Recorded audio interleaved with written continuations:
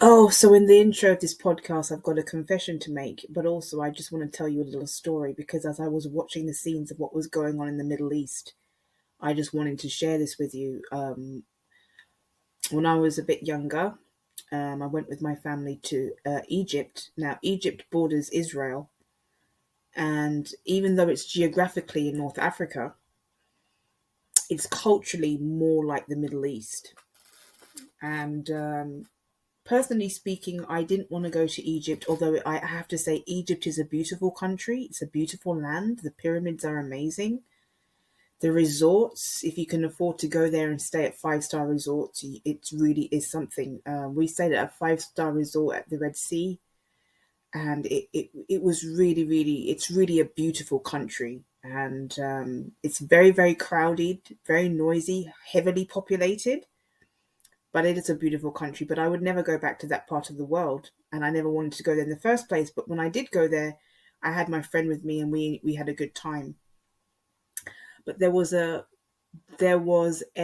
incident, and I wouldn't even say it was an incident, but there was something happened where we were traveling in the interior of the country, going from one place to the next, and there were some armed people who got into the car and like soldiers, looking like soldiers, and one of them got into the car that we were in, and I just remember feeling very uncomfortable. And now this is where I'm going to make my confession. I live with anxiety, and I think I probably started living with it when I was probably 17, 18. And I know that I'm not the only one. I know that a lot of you also live with anxiety, and it's not something that I talk about very often. I don't share this with people. I know that some people talk about it more comfortably, more freely. I don't. I keep it inside, but this is the first time I'm sharing it with you that I do live with anxiety. And watching the scenes of what's going on in the Middle East right now actually raises my anxiety. And I actually went back. I had a flashback to that moment in Egypt, which is just next to Israel, where this soldier got into the car. And obviously a soldier has things on him, and what he was carrying was very visible, and I was very uncomfortable. And looking back on it, had that not had that soldier happened to be a good soldier and was protecting us, but had that been a different situation, and had he turned, that could have ended up a very different situation. So I just wanted to share that with you. Yet I do live with anxiety, and sometimes I will have flashbacks. And watching the stuff that's going on in the news with regard to the Middle East is making me was making me very anxious, particularly on Monday night when I was watching it and hearing these stories. I just wanted to share that with you at first, before this gets started. I'm going to make it clear that there's no pattern in what I'm going to tell you. It's just going to be me rambling because I that's just how I feel. Last night, I was watching the live stream cams of what was going on over there, and in the Middle East. That's what I'll just call it. And I kind of had my shower, got into bed, and just watched.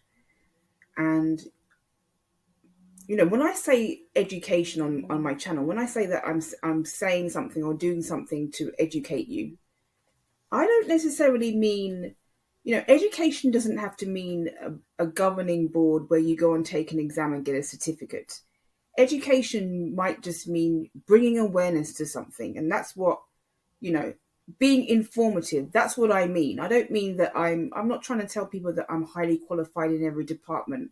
That's never been my claim to fame, telling you that I'm highly qualified in every department and that I've got all these degrees. This is a very informal channel, and I'm glad that's how I've built it. And when it comes to the Arab Israeli thing, I can't even begin to. I'm not the person to go to get, to give you the reason why this has been happening for so long, why this has been going on for so long. Um, my parents have tried to explain it to me when I was younger, and I never understood it. And even when I do my own research, I find myself, the more I learn, the more confused I get about the whole thing. But the basic premise of what's going on over there is territorial. So you have a very large, high, densely populated area of land with people of different religions, opposing religions, trying to claim prevalence over certain territories, mainly Gaza and the West Bank. And guess what? Today, it was just today that I found out that the West Bank and Gaza is not in Israel. So, like I said, I thought the West Bank and Gaza was in Israel. I didn't realize that there were Palestinian territories onto their own, of their own making, of their own formation. I had no idea. So I'm the last person to go to get the information from when it comes to why this is happening and why this has been happening for so many years. And even the people that know and have all the information, even when you listen to them talking, you'll get confused because it's such a complex situation. But it is a bit like what goes on in Northern Ireland. That's what I think. It's about territory, it's about region, who should own what, who should have more prevalence over what area. And when you have a lot of people living in a very small space, you're going to have conflict. Some people would say, well, if you're not an expert in this field, on this topic, why talk about it? Well, I can still give an opinion. I have a basic understanding of what's going on, a very basic understanding. And some people would say there's a flip side to this story, that the Palestinians have been living as second-class citizens in that region of the world for a very long time, and that they have their own stories to talk about, which is true. And I'm glad that Piers Morgan, who interviewed a Palestinian on his show a few days ago, I'm glad that that side of the story was able to be told, because there is two sides of this story at the very least. And like I said, when you have an area or areas of land and territory with two opposing sides, with people with different beliefs, different religions, different ideologies, living side by side in a very small area, but with a very, but in a very high populated area or high populated areas, this is bound to happen. But this did not have to happen, and they didn't have to do this. There's no excuse for what happened. And, there was this festival where it all started, and I think there needs to be a Netflix documentary on this. It started with a festival. I think if there's going to be any documentary, it has to start with the festival where people were having a good time. They felt safe. There was no reason for them to not feel safe. And there's this beautiful young woman who was having a good time at this festival, who came gliding in. How easy was it for them to come gliding in? Took her. And what happened? She was paraded around.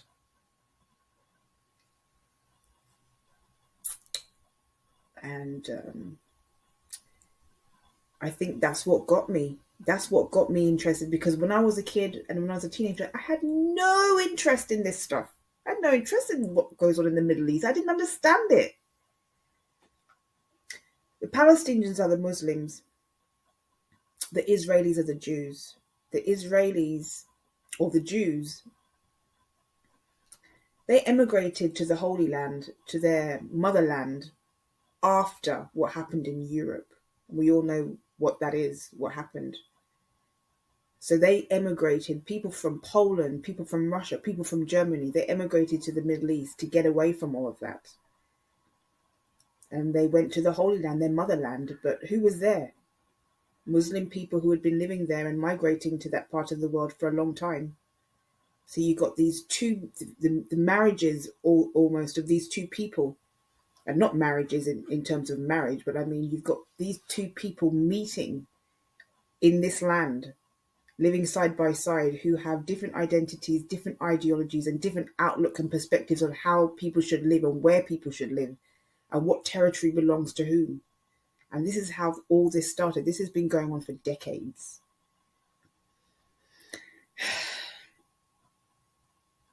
It's been going on for decades.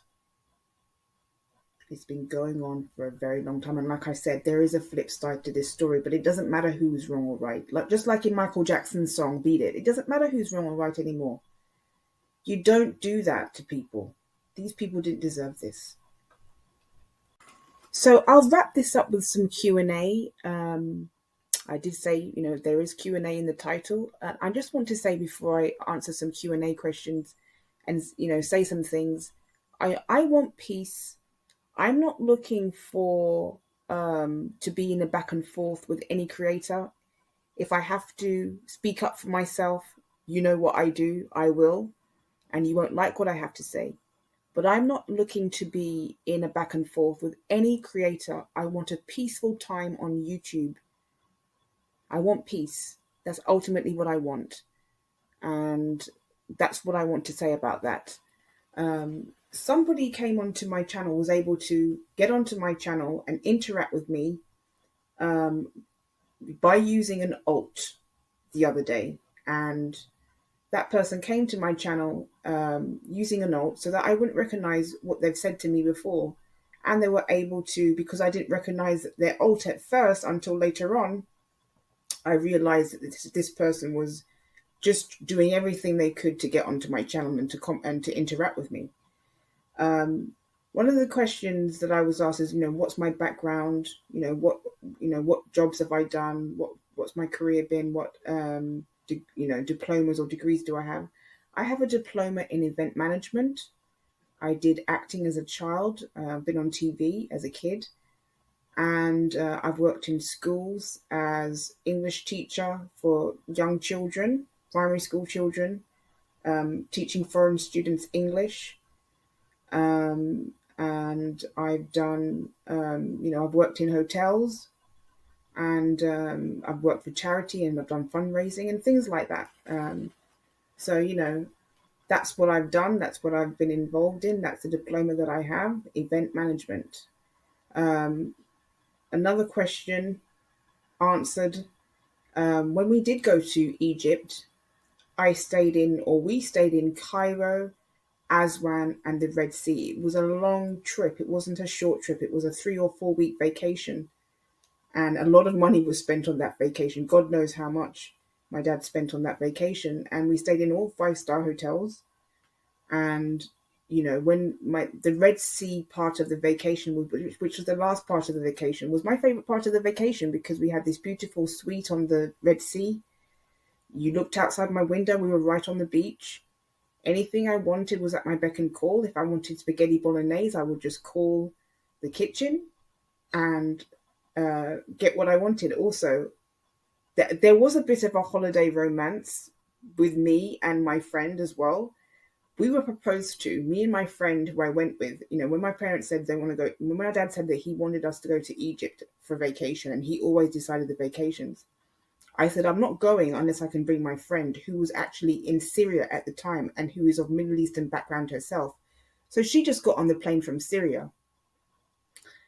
And when we were in Egypt, Egyptian men are very forward. And we got proposed to, I can't even tell you how many times, in exchange for camels. That was the exchange at the time that we were there.